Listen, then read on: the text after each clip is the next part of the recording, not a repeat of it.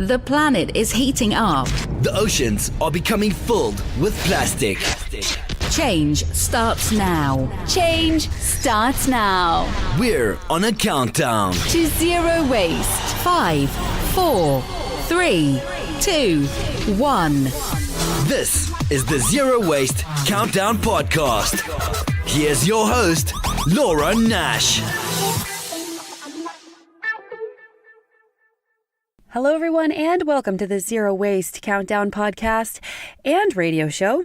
This is the second episode in the Sustainable Brands 2019 Detroit series, and I got to sit down with the Director of Knowledge and Insights from Sustainable Brands and have a conversation all about the work that Sustainable Brands does, the events they host, and what events are coming up in 2019 and 2020. So here's my conversation with Dimitar Vlahov, Director of Knowledge and Insights for Sustainable Brands. Yeah, so I'm the chief architect of the main program of this flagship conference, as well as some of our other events in North America. And I also oversee content creation for our global list of events around the world, as well as some other content projects outside of event programs. Cool. So what does it mean to create content in this context? It means to follow the field and all the latest that's happening in corporate sustainability and around it, and sort of follow the pulse of it and pick good, compelling topics and speakers. Oh, very cool. That would be a lot of fun. Yeah, cool. It is. It is. I get to be a student of the field all the time. Yeah. Full time, yeah. And help the world know what's going on a little bit, right? Yeah, absolutely. Yeah. When they come here, so that's really good. That's what I'm trying to do as well. So you said that there are other Sustainable Brands events, so it's not just the conference once a year, there's more? Right, there is more, absolutely. Yeah, there is about 12 or 13 of them in total. We have 2 in North America each year. This one, the flagship event, which is an all-topic, all-inclusive, everything under the very broad umbrella of environmental and social sustainability. Right. And we have a one that's dedicated to sustainability metrics in North America. Mm-hmm. And then around the world, we have about a dozen more that are like a local version of our flagship event. So, and they're all associated with you? Do you work on all of those ones? Yeah. Wow. Where are some of the other ones in Europe? And around the world, a few in Europe, Paris, Madrid, a couple in South America, like in Brazil and Argentina. We have ones in Japan, South Korea, South Africa, Istanbul in Turkey, and some others. Yeah. Wow, that's a lot of fun. Yes. Very cool. So when did this all begin? I joined in 2012, so it's been 7 amazing years for me. And Sustainable Brands was founded in 2006. Okay. So Sustainable Brands as a platform and a community doing this and trying to advance the field has existed for over a dozen years now. Very cool. And I've been part of the last 7. Nice. And so who is coming to SB Detroit 2019? So who are some of the major people that are here? Chief sustainability officers or sustainability leaders from a big number of companies from all kinds of industries are the core of the community, along with what we broadly refer to as brand managers. Mm-hmm. So people in marketing and brand strategy. So these are the 2 main sort of core groups within the community. And the idea is to, beyond that, to bring, as our founder likes to say, the system in the room. So to bring representatives of all parts of a typical company so they can learn together, because it's a collective journey. If you truly want to innovate for sustainability and get closer to being a sustainable company, then you need more than just one team. You need pretty much all the leadership of the entire company to have that as a priority and to strategize and to act on it. So at the core, sustainability and marketing leaders, and beyond that, product innovators, leading nonprofits, leading thought leaders in the space, consultants. It goes on from there, but And I guess it wouldn't really be fair to try and list them all, because we would never get to everyone, and then we'd probably leave some people out. That's right. Absolutely. It's a long list. Yeah, but I might say some of the giant ones, like Ford. Yeah, right? We are in Detroit this week, so we can start absolutely with Ford and GM and a number of other brands here from this area. Yeah. But beyond that, we have we have certainly mostly consumer-facing companies from food and beverage, clothing and apparel, some of the biggest Fortune 500 companies from those and other sectors. And it goes on from there, technology, automotive, obviously, as we started listing them. But I can list several more for you. The likes of, and more engagement we see from media companies as well. So we love having National Geographic and The Guardian and HuffPost and a number of others so that the whole movement can mainstream.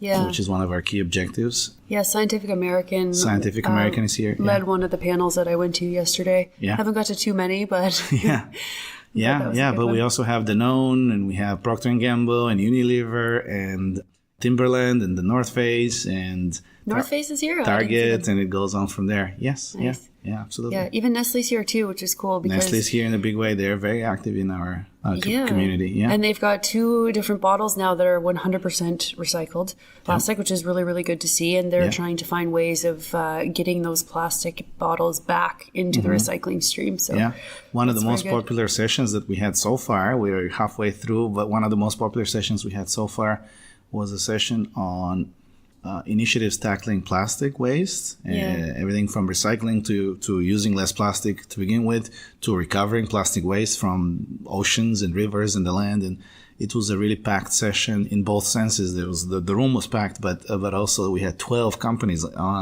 as speakers in that session. So there are just that many great initiatives around that. So that's a big topic for Nestle and many others. Yeah, it's a very big topic right now for oceans and different plastic initiatives. And was at the event yesterday with Tupperware and Dell and HP. That's right. Yeah, that's the one I was at. Yeah, good. Okay, good. I was sitting in the front trying to get like little sound bites. It was pretty cool to hear from everybody, and I wanted to hear from Nestle too because you hear about them a lot. So let's hear what they're doing, right? Yeah, absolutely. Yeah. And so what kind of events are happening? So if somebody attends a Sustainable Brands conference, what can they expect in terms of fun and different activities? There's always plenty going on. So clearly we have the main program with over 100 sessions here over the course of 4 days. But beyond that, we have some sessions that allow you to interact and sort of brainstorm and innovate in real time, the innovation labs in the expo area. So that's one thing that happens during the day. And then really more on the fun side at night, we have all kinds of, dinner events and parties that focus and celebrate individual topics or individual company achievements or initiatives. From there, it goes in a number of directions.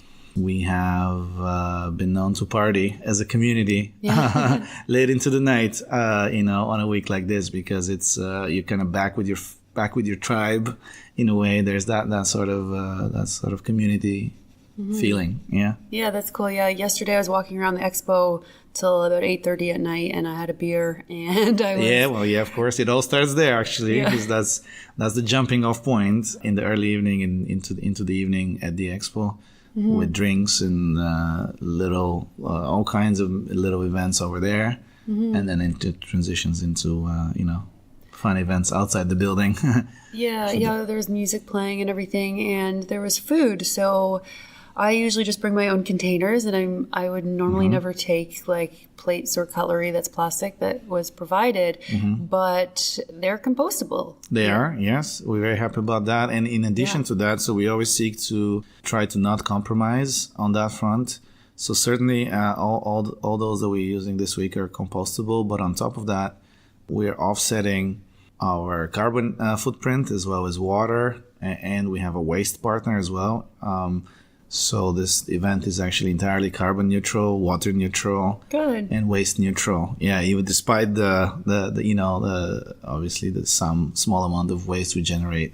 Good that it's compostable, but it's also offset, so that's great. But the compostable stuff is going to a compost facility, right? Absolutely, yes. Okay, because that's a big problem with compostables, right? Is that sometimes they just get thrown in the trash, and then like kind of what's the point? So right. I mean, it could be better when it's in landfill, like in 1,000 years, when someone's digging it up, like it might be easier. I don't know. Right. And I should clarify, actually, I'm sure you and your listeners probably know this. So it's technically, when I said it was offset, it's technically a net zero waste event. And to qualify for a zero waste event, you actually don't even have to be at 100% zero waste, but up to 90% and above. And so we meet that criteria. So that's very high because, as my listeners would know, anyone who's trying to do it in their own household, I mean, the people who are doing the very best jobs of zero waste still have a jar a year. That's sort of like the peak where anyone's got to. So that's why it's a combined effort. It is a high, bar. And that's why it's a combination between the compostables and trying to not use as much. And also then the waste offset and stuff behind the curtain before and after the event. And so, our partner for that this year is TerraCycle, one of my favorite players in this whole space. Cool. Yeah, they're doing some pretty big things with Loop. Yes, exactly. Yeah. Do you know what company makes any of the compostable? Oh, it changes every time depending on what partners and sponsors we have. I know we've had a variety of different ones over the years. Yeah. Good. Yeah. Cool. And is there sustainability in the food at all, or is that something? Right. Yeah. So yes, absolutely. We have two priorities when it comes to the food. One is that we'd love for it to be local, or as local as possible, or as much of the food served throughout the week to be local, and then also low climate impact. So not as much meat. I think today, for example, the lunch was entirely vegetarian. May even have been vegan. I'm not sure, but it was vegetarian for sure. I missed it. At least when I got there, it was good actually. Yeah, I'm gonna try really hard to get it tomorrow because I saw it and it looked delicious, and then I went to do something and came back and it was out there for hours too. It was totally my fault. Yeah. But so we work, and this is something I'd love to highlight, is that one thing that we've done through the years is to try to work with all the venues that host our events on all the sustainability aspects that we mentioned, including waste and food and all that. And what sometimes happens is that we help them elevate their sustainability game, by kind of teaching them best practices or recommending certain practices. Typically, our standards are higher than those of most venues. Absolutely. This venue is actually already pretty excellent at that kind of stuff because they prioritize it on a strategic level. Good. So it's been one of the great ones to work with. And there's like a course or certificate or something going on in sustainable conference management. Is that what it is? That's correct. Yes. Yeah. Sustainable event management. Yeah. That's cool. That's one of the tracks. So that's a subset of our community.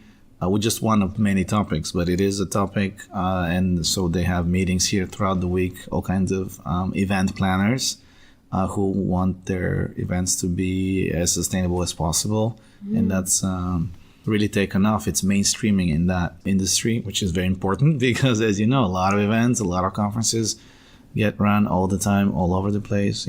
Yeah, and there's so many things that conferences and get-togethers and meetings and stuff can do. It's just a matter of getting the switch to happen. So it's good that this is happening. Yeah, it's analogous to the kind of progression that we see on other topics or in other aspects of sustainability, right? So somebody dips their toe in the water at first by attending an event or a session, and right. So education is a very important part of what we do, and then they kind of see the picture, see what the journey looks like on their specific topic or broadly on sustainability and all kinds of topics, and then a few years later they will or the next time they bring a colleague or they dive deeper, they go back to their office, implement what they learned here. We kind of try to keep track of that. It can be hard to keep track of how people are applying everything that you can learn at Sustainable Brands, but delighted to see that you see a lot of all kinds of interesting types of innovation and collaboration. And collaboration, 100%. Yes. Yeah. It's a collective journey, especially if you want to do it really well. I have a friend, and he sits on our advisory board, Kevin Hagan from Iron Mountain. He likes to say that it's a collective journey, and just like you cannot have a one-car traffic jam, you cannot get to sustainability by yourself, because by definition, it's a collective. It's a quality of the system, right? So a company cannot be sustainable if its industry is not more or less sustainable. So you can be ahead of the pack, you can be a sustainability leader relative to the rest of your industry, and so forth. But anyway, so that collective journey aspect of everything is really important. That applies to zero waste too. Yeah, zero waste, event management, all of it. Yeah. Yeah, because we live zero waste, but if it's just one person living Exactly. zero waste in It's their very home, analogous to that. it Absolutely. doesn't have much of an impact. But if you go out and meet people and figure out what they're doing and maybe open a store or find this brand or that brand that's doing things, and then that's when you really see the big picture. 100%. So zero waste is about the home, but it's also about businesses and collaboration and everything. Yeah, exactly. And actually, to help with that, one of the projects that we're working on recently, we being the core sustainable brands team, but then also the extended team with some of our corporate member companies and some others, our advisory board, we're working on a roadmap tool to paint the whole sustainability journey from, doing nothing on sustainability to all the way to everything it takes to be a sustainable brand or sustainable company. Cool. And what it takes in a bunch of different areas, right? So some of the topics we've mentioned and others, so that when you have a clear, comprehensive map of the journey, it helps even more to break it down, to know where you're headed and how, and eventually on the higher levels of achievement, it becomes more and more collective. The more you do, the more you advanced you are on sustainability, the more you need to collaborate with others is one of the insights that we've reached. Yeah, it's really cool. And the easier it is for new companies to adopt sustainability practices if they already have seen it happening. So it's like law, right? You get more and more law cases, and then it's easier to do things that way. So that's really great. Yeah, 100%. Yeah. And there's a water company here too, right? Because I keep filling up my bottle, but I can't remember the name. Flow Water. Flow Water, yeah. Oh, I love them. Yeah, they're one of my favorites. We used to have one in our office in the Bay Area. Yeah, Flow Water, water purification. They purify the water in like 7 or 8 different ways. All the different filters are listed on the machine. And what I love about it is, so you go to the station, right? So it's like the water fountain of the 21st century or of the near future. It not only purifies the water, but it tells you how much CO2 equivalent you offset or saved. It does? Because I don't think I saw that. Yeah, it does. When it's on the little screen and it tells you you've just saved the equivalent of 2 water bottles because you filled up your reusable bottle instead of... Okay, kind of like that one at the airport that I don't know if you've seen those big gray, like, junky ones. Yeah. That'll be like, 175,000 bottles saved. Exactly. They are really high numbers. Like, whenever I see that, I feel like taking a picture, but they don't take good pictures because they're just these boring gray machines. Yeah. So I'm like, why did I even take a picture? Yeah, but it's exactly like that. And at first, when we had one at the office of these flow water machines, we thought, oh, no big deal. We were very happy to have it. No big deal in the sense that, it's counting, but there's only like a couple dozen of us in the office. We're not exactly, a huge company. So, but then after several months of using it, like you said, it was a big number. All of a sudden, it's like you've saved hundreds of thousands of bottles. We were like, wow, it's really adding up. So it does add up. It is very cool. Yeah. That's the whole problem with straws and all these little tiny things. Because, you're right. One straw, not you're right, but people say one straw doesn't make a difference. And it's true, one doesn't. It's just that like 7 billion people are saying that. Yeah. Right? So then that's 7 billion straws. Every small or big contribution counts. Yeah. Yeah. Everything counts. Every single straw. Everything makes a difference, Yeah. Well, we kind of say that because there was like this article that came out in the CBC about someone who had a disability and like really needed the plastic straw. So we were like, okay, like, you should have a plastic straw because you need one. Like, of course, yes. For that. But like everybody else, if you don't have a disability, like, do the paper straw. Exactly. Or whatever. But and that's why when some people try to argue that against switching over to other types of materials for straws, it's... that's important to keep in mind. Yeah, sure, there is a small number of people who do need plastic straws due to various medical conditions, but by and large, most of us, let's face it, really don't have to have them. So yeah, absolutely. Yeah, and did California ban them? Because you live in California, you said? I do live in California, I live in Oakland. And California as a whole, no, but parts of, or if they did, I may have missed that. I'm pretty sure California, no, but certain parts of California, certainly. I'll tell you that the city of Berkeley, California, banned all single-use plastics, and that was legislation that was passed recently, and it's, I think, becoming effective next year. So there's a bit of a transition period. Because you have to let people get rid of the stuff they have, right? Yeah.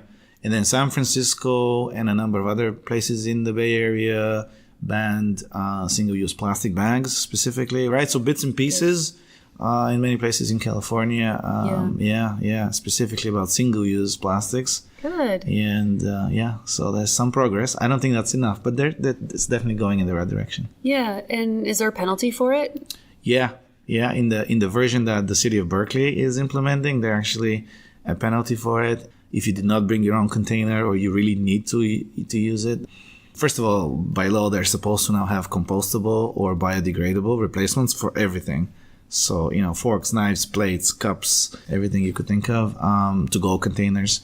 But then if they don't, you're supposed to pay. Both the restaurant and in some cases, I think even the consumer pays an extra, like a fee for resorting to the plastic versions if all these other options somehow are not available. Oh, really? Yeah. Very interesting. Yeah, they're pretty, it's like next level. And I think it's good leadership. And I hope more cities and, big and small do what Berkeley is doing. I feel like California is ahead of the game than, the rest of North America when it comes to the environment. I would agree. Yeah. And we have a lot of listeners from California. So if you're that's listening great. from California, hi. Hi, and keep doing what you're doing. You're leaders in many ways in California, and we are, because I live there too. Absolutely. Very much right? feel as part of it. And honestly, it's a source of pride for many of us. I feel it. I'm an immigrant, so I didn't grow up there, right? But anyway, as a current Californian, love it. And I know California has had a history of being more progressive than most on many issues, and this is certainly one of them. Yeah. I wonder if it's because it's so beautiful, because I used to live on the west coast of Canada, right. And it's so clean there and people care about the environment so much. But then when I went back to the middle of Canada, it's like the opposite. Right. That's an interesting thought. Yeah. I don't know. I bet it's part of the reason. I think it's a mix of things, but that easily could be. Yeah. Definitely a mix of things. Yeah. But so how do you decide where a sustainable brands event is going to happen? Is there like certain criteria that you would go through before choosing a city, or do cities apply to you like the Olympics, or how does it work? Right.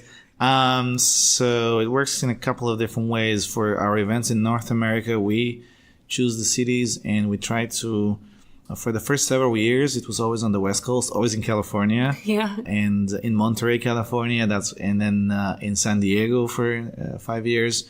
But then in the last few years, we've decided to try to change it up and to basically go back between East and West, and including Midwest and what about the middle?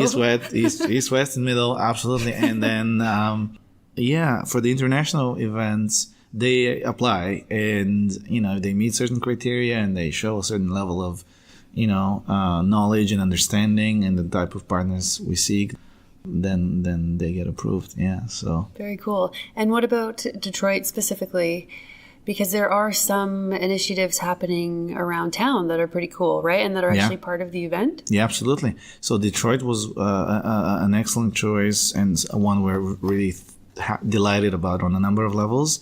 The main one being that it's a city that's experiencing a revival, rebirth in so many ways, and so the recent story of Detroit and the way it's evolving and the way it's trying to innovate in all kinds of ways to bring itself back up is really inspiring, and it kind of goes hand in hand with our most recent theme, our theme this year, delivering the good life. Oh, yeah. And, it's evolved into looking at how the good life is being redefined, and then how companies can redesign products and services and everything they offer to deliver the good life, which basically has to do with more meaningful connections to nature and people and community, more balance in people's lives, right, on a high level. And Detroit is innovating in the same kinds of directions. So my point is that the two go in hand really well, hand in hand really well. And so the story of Detroit and many of the stories of within the sustainable brands community are closely aligned. Mm-hmm. Yeah, there's like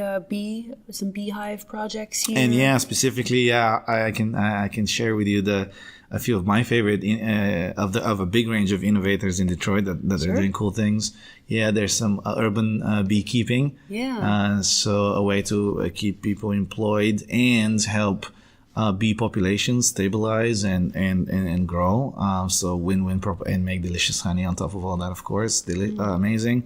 There is another one called Detroit Ento, who makes flour from crickets. So crickets, the insect, is very rich in protein and other nutrients, and so they grow them to make cricket flour, which could then be made into chips and other food products. Good So protein. they're good protein. They're based here. Some urban agriculture of various sorts has arisen in parts of Detroit that were definitely not thriving recently. So now we're being sort of revived that way. Even abandoned properties in some places, and some other social enterprises. I'll give you one more. There's one that takes discarded material from the big automakers. So leather and other materials that would normally become a car seat or be, the leather on top of a car seat. And then, as with any production process, there's some leftover material. Anyway, these guys then turn that into bags or sleeping bags, and for homeless folks or for people in need in the area. So, so that's avoiding some of the waste that otherwise would have been waste for GM or, Ford or whoever. And, so that's exciting. So quite a lot of things. Even Kobo, the Kobo Center where this event is happening, has bees on the roof. I don't know if you knew that. Can we go see them? Well, we'll have to check. But generally, they're talking about them at some point in the program. I just don't know if you can go at any time to see them. But yeah, there's a couple of oh, that's very cool. hives up here. Yeah. Mm-hmm. Yeah. So Detroit is actually like really pretty downtown. I didn't know what to expect. I don't know if I've ever been here. Like my parents took me all over when I was little, so I don't know if I've been here when I was little, but it's a very beautiful river, and the downtown is like not crowded. Right. And I guess that's part of the, how Detroit, like a lot of people left, I guess. Yes, that's right. But this hidden blessing in disguise is that you can drive places and it's not in major traffic downtown, and it feels nice and safe downtown, and there's pretty good food here, and people are biking everywhere. So there's those bike where you rent kind of on the go, and there's scooters everywhere, which is cool. I got the app, but I haven't tried one yet. But I'm gonna try to try. I have not either, but I know they're there. Yeah, exactly. Yeah, and I know they've made conscious efforts to make it more walkable as well. It's good now too. I walk like 30 minutes. At least the central part of Detroit. Yeah, absolutely. It's good. Yeah. The nice weather. So yeah. And they I think they call it the People Mover, that little rail service that runs in between key places in downtown Detroit. I think that's the one that we can hear on some of these recordings. Yeah, that looks like a mini bullet train. Yeah, the one that goes right by here. Yes, yeah. I put a little warning in my last episode. I'm like, if you listen closely, you can maybe hear the train that goes along the river. Yeah. And then there's those little buses where everybody gets on and like bikes together and eats and like I think drinks. I'm not sure. Oh yeah, apparently that's a really popular thing now. Yeah, I didn't know much about them. I saw one the other day. But what a good way to kind of pedal around and have a party on. It looked fun. Yeah. So where is the next Sustainable Brands Conference? So the next flagship one, the version of this conference next year will be in early June 2020, will be in Long Beach, California. So back on the West Coast.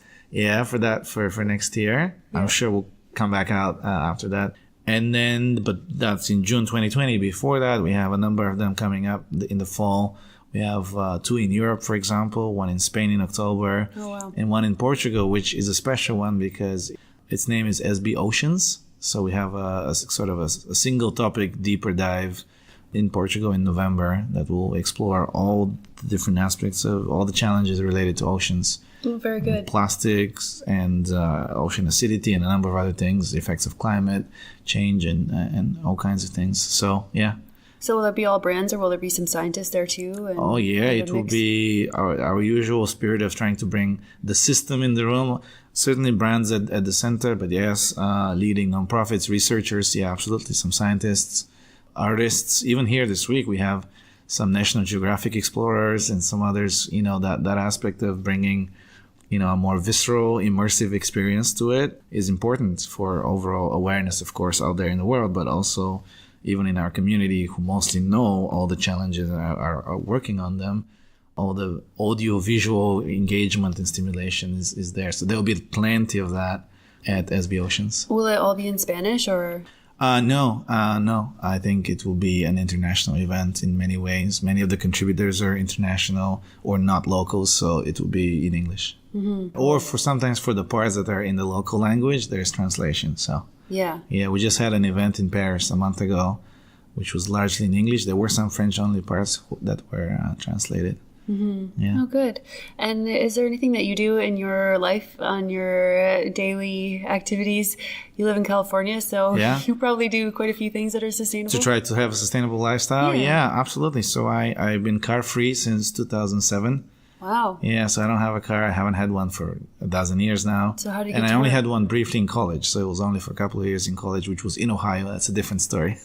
But in the Bay Area, I haven't had a car. I lived in Washington, D.C. before that. Also no car. Loved both places. Thankfully, both are places you can live comfortably with public transportation. Beyond that, all the usual things, recycling, composting. I will admit that I used to eat quite a lot of meat when I was younger, and in recent years I've been reducing that. And certainly beef above all, which as we know has the biggest climate impacts on average. Beef and other red meats. So I'll have chicken, slightly more guilt-free, even though that's also great to reduce as well. But so I've been improving my diet. What else? Yeah, these are the main things. It's very good. Yeah. You're probably quite close to zero waste if you're composting and recycling, because often that's all it takes. I do that, and then I have a TerraCycle box for things like twist ties, like rubber bands that come around carrots and stuff like I that. definitely throw out the garbage much less often than I used to. It's nice, And a friend of mine taught me a little trick that I love, that I keep my composting in the freezer. At least for a while, so it doesn't, and I live in a kind of small apartment, so it doesn't smell or whatever. Yeah. And then, so that helps. That's a tiny little thing, but anyway, it's a huge help, right? Yeah, because it does. actually we have a big problem in Ottawa, in the city in Canada, that they can't meet their targets for collecting compost, and then the people who are collecting it, Orga World, tried to sue the city because they weren't coming close to their targets. So Orga World had the infrastructure to bring in so much tonnage, and then the city couldn't meet it at all. Right. And then they're like, what's going on? And it made a bad sort of relationship. Right. And it was because people don't want to do it. They don't want to compost because it's gross, or they think it's gross, or they don't have time. It's one of the biggest hurdles, yeah. Yeah, so the freezer is actually really good and helpful. Yeah. Because it takes away, the bad parts of it. Right, exactly. Well, I'm doing that. And beyond that, honestly, the one thing that I wish I could reduce even more, I don't travel super extensively, but I do travel internationally, maybe a few to several times a year. So my amount of air travel is the next frontier, honestly, and really hoping that there'll be more biofuels and more aviation fuels with that have smaller impact. Because let's face it, isn't that one of the hardest things to give up? Is going on vacation, traveling for work to interesting places. Especially where I live and it's cold. Yes, exactly. You really need to get away when it's cold for 9 months. Well, honestly, that too, yeah. And I find that one of the hardest things to give up in the whole universe of things you could, change. So honestly, reducing meat and being without a car and buying more sustainable clothes and stuff, is easier for me than giving up air travel. I will say that. Yeah. And also, you're traveling for sustainable brands, which is super important. And so when you associate it with the mission, with the overall impact that we have, I feel better about that. It would be worth it. Yeah, that's true. That's a good point. Yeah. That's awesome. Yeah. Cool. This was great. So thank you for taking time. I'm sure you're very busy running around this conference. Oh, my pleasure. Thank you. Everything's going well. Thank you for having me. This is fun. Yeah. Yeah, it's been a nice time. Thanks. Yeah. That was Dimitar Vlahov, Director of Knowledge and Insights for Sustainable Brands. He sat down with me in Detroit at the 2019 Sustainable Brands Conference. If you like our show and want to help save the world from all this trash we're consuming, please consider donating to the Zero Waste Countdown. You can become a patron on Podbean, you can find me on Patreon, or you can donate right on the website, zerowastecountdown.com. And if you're interested in seeing a photo of our guests, you can check us out on Instagram. That's _waste_countdown. And if you want to email me, it's laura@zerowastecountdown.com. Thank you for listening, everybody. Thanks to all our listeners in America, Canada, Australia, Germany, the UK, and wherever else you may be tuning in from. Together, we're going to change the world. Change starts now. This is the Zero Waste Countdown Podcast.